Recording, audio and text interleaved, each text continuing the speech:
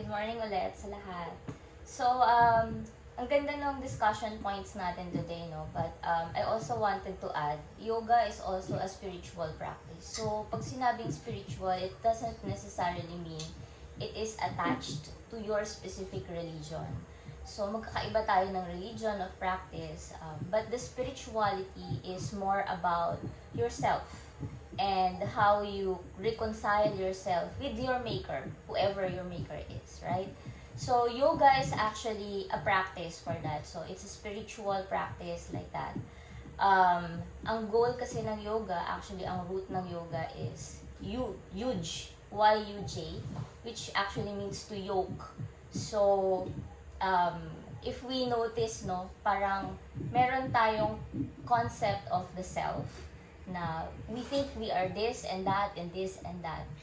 But there is a difference dun sa real personality natin. Kasi sometimes we want to be something or we want to be like someone, pero we are not going in to actually find ourselves and unite yung idea natin nung sarili natin versus who we really are.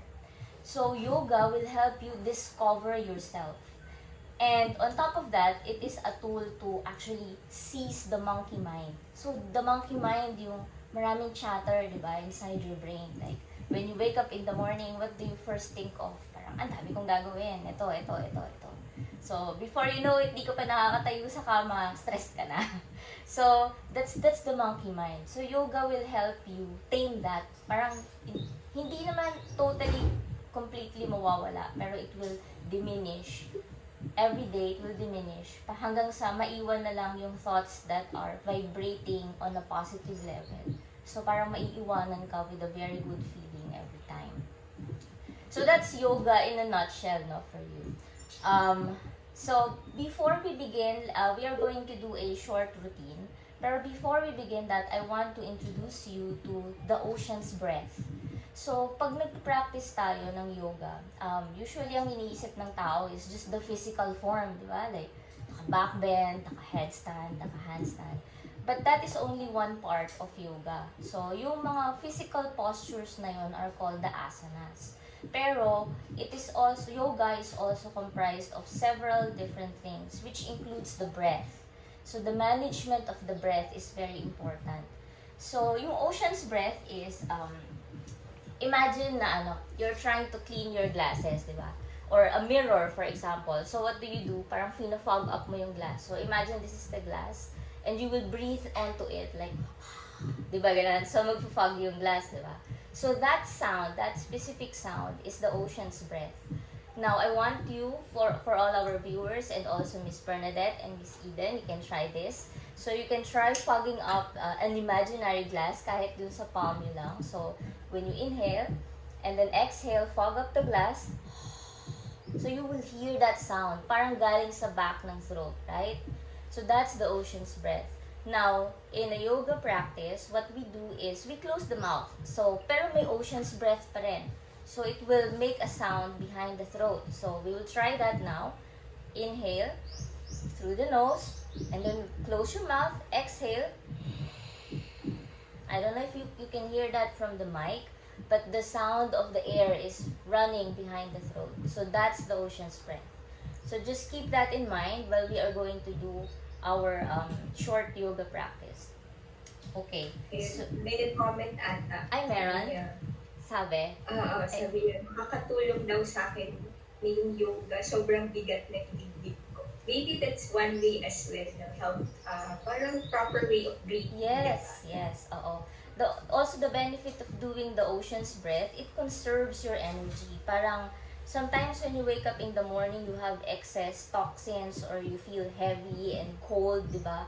When you do the ocean's breath, it stimulates the organs. It stimulates your parasympathetic nervous system. So, that parasympathetic nervous system calms you down. So, as long as you practice that ocean's breath while you do the postures, it will calm you down, it will tame the monkey mind, so you will feel more relaxed. Okay? So, yun yung ocean's breath. Now, before we begin any form of physical practice, it is also wise to center the selves. So, usually, di ba parang nag-bees ka na and all, excited ka na and all, pero parang, nasaan ba talaga ako? May game na ba ako? Exercise na ba ako? Or yoga na ba ako ngayon? So, in order to center ourselves, ihahack natin again yung nervous system natin, again by doing breathing. So, what we do is, we can position the hand like this. So, para siyang Y. Yan. So, we're going to do alternate nostril breathing. So, that's going to center yung alignment natin. So, facing your Y, like this. Yung thumb mo is going to press on the right nostril. Like that. So, sa labas lang tayo. Ganyan. Okay. And ganyan. So, yung thumb natin is pressing on the right nostril. So, now we will inhale air only from the left. So, inhale. And then exhale without letting go. So, lumabas lang siya tsaka pumasok from the left nostril, right? And then, after that exhale, lilipat naman tayo sa kabila. Bless you. So, we close the left nostril using the pinky finger. Yan. So, close na siya. Okay? And then, inhale. And exhale.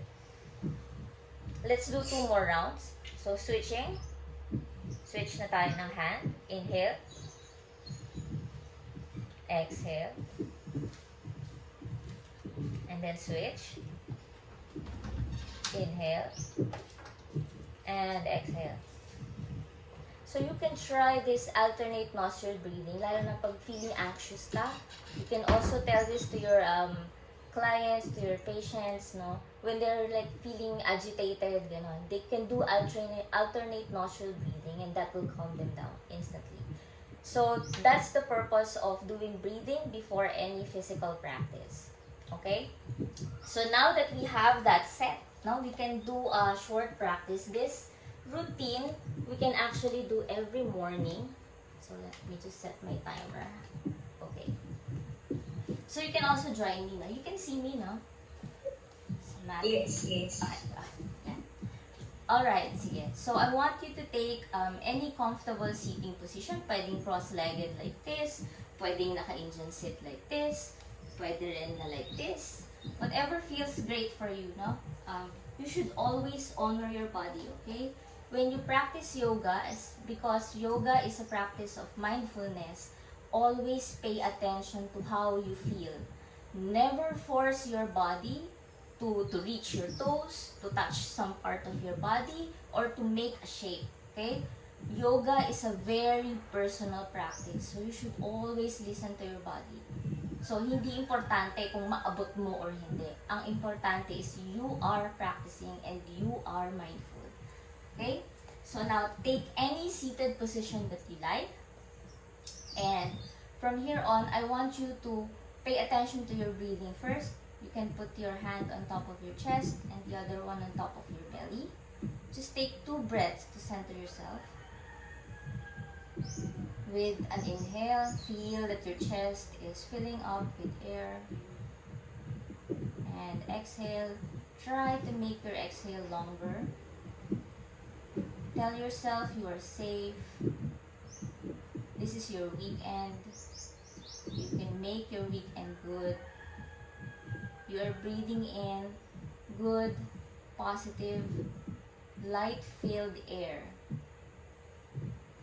And that light is showing down all throughout the parts of the body.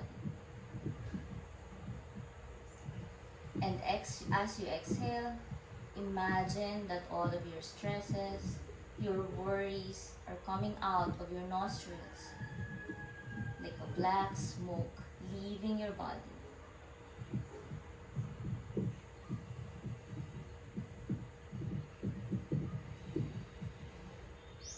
And slowly open your eyes. Okay. Remember that feeling. And then now we want to wake up the body. So what we do is palms up, raise the arms up overhead, clasping the arms together in prayer position, moving the hand down at the center of the heart. This is called Anjali Mudra or hands in prayer position. Then from here, I want you to shrug your shoulders really high. Reach your shoulders to your neck. Feel all that tension. Tension, tension, tension. And then, as you exhale, relax the shoulder down. Imagine the shoulder moving down away from the ears. Oftentimes, the stresses and the tensions of the day are always stuck in the shoulders. So let's do that one more time. Inhaling, arms up, prayer position, clasp the hands, slowly moving it down to the center of the chest. And then shrugging the shoulders up, one more time. Shrug, shrug, shrug, and then release the shoulders down. Really feel the shoulders moving down, creating that space between the ears and the neck and the shoulders. Okay? And then next, we're going to raise the arms up and then inhale, inhaling, and then cactus the arms open. Now in this position, I want you to feel the shoulder blades. Are they touching together? Try to move the arms up a little bit and then down. One more time. Inhaling, up, and then down. And then relax the shoulder blades. Feels good, no? A lot of stresses are released from this part, so that's great. It's best to do this in the morning as well, when you wake up. Okay? Now we're going to do side bends. Left palm down on your side, and then right palm up, facing up, and then on an inhale, try to sweep the arm from the upper part, going to the left part. Now don't bend exaggeratedly. If this feels good, just stay here. Now this is good also for people who are side sleepers. No? If you sleep more on the right side, then you can counter this by doing side bends like this. Now watch out if your body is collapsing this way. Try to open the chest. The purpose of yoga is also to open the body to the breath, so that the pranayama and the chi of the body is moving properly. Okay, coming back to the center, other side. So right palm down, inhaling, left palm up, and then bending over to the side. Stay here for 2 more breaths. With every inhale, imagine that your chest is filling up, ballooning. And as you exhale, toxins are released. And then come back to center. Another good thing to do every morning, no? So you can see we're just seated right now. You can do this on the bed as soon as you wake up. So inhaling, arms up. And then this time we're going to twist. So twist the body towards the left side. So you can see that the body will twist only as far as it can go, right? And then when you do that, land the right arm on your knee and then the left arm anywhere behind you. So this is a good twist. And then you can look at the left side. Twists are actually good to detox the body. So it's like wringing all the stresses and the negativities away. Inhaling, lengthen the spine, sit tall. And as you exhale, come back to center. Now let's do the other side. Inhaling, arms up. Twisting to the right side. And again, land your left arm onto your right knee and right arm to the back. And then you can look to the right. When you inhale, imagine that your spine is growing tall. And then exhale, come back to the center. Sarap, no? So you should do this every morning, especially when we sit long hours in front of the computer, no? Okay, now let's come down on all fours. Let's do a little spinal roll. So we are now on all fours. So the hips should be on top of the knees. The shoulders should be on top of the wrist. So when you inhale, open your chest. This. It's like imagine you have a flashlight coming out of your chest. Inhale. And as you exhale, roll your spine. We're like a cat, no? Yung cat pag nagsa-stretch. Exhale this way. Let's do 2 more rounds. Inhale. And push the floor away. Exhale. And then you can also add side bends. No? Try to lift your right foot, just looking down at your heel. And back to center. And the other side. And back to center. So this is good to have some movement in the spine, especially if you just woke up or you're coming out of office work from long hours of sitting. Okay? And then, if you want to challenge yourself a little bit further, but only if you do, you can raise your right foot and parallel to the floor. And then this will challenge your core. So you can try this. And if you feel like this is easy, then you can try also lifting your other arm, opposite arm. And exhale. Come back. Other side. So we will lift the left leg parallel to the floor. And then you can also try lifting the right arm. And come back down on all fours. Right? So that's already our routine. So we can now take a break. So when we take a break in child's pose, open the knees wide. The knees should be as wide as the mat and your toes are touching together. You can sit down like this and then you can crawl forward. So this is like your resting pose. You can rest the forehead on top of your arms, or you can extend it if you want. Take a couple of breaths here. Congratulate yourself for doing that short stretching exercise. Be grateful for yourself for joining this call. This is in recognition that you have the strength to care and love for yourself. And as we come up, you can come back to seated position. And now I want you to check your breathing again. So we did check our breathing earlier. Let's do that again now. So again, hand on the heart, the other one in the belly. Try to feel if there is a difference in how you breathe. How is your heart rate? Do you feel more relaxed now? And do you feel any happier? Tell yourself that you have done a great thing for yourself today. This is a beautiful effort to recognize that you also need love.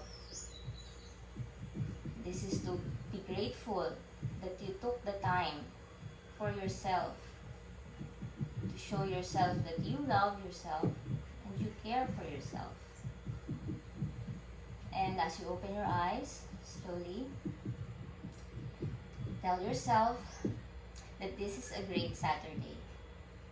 Thank you everyone for taking part in that very short yoga routine. I hope you had a very relaxing feeling and that you are now more centered. I honor your presence. Namaste.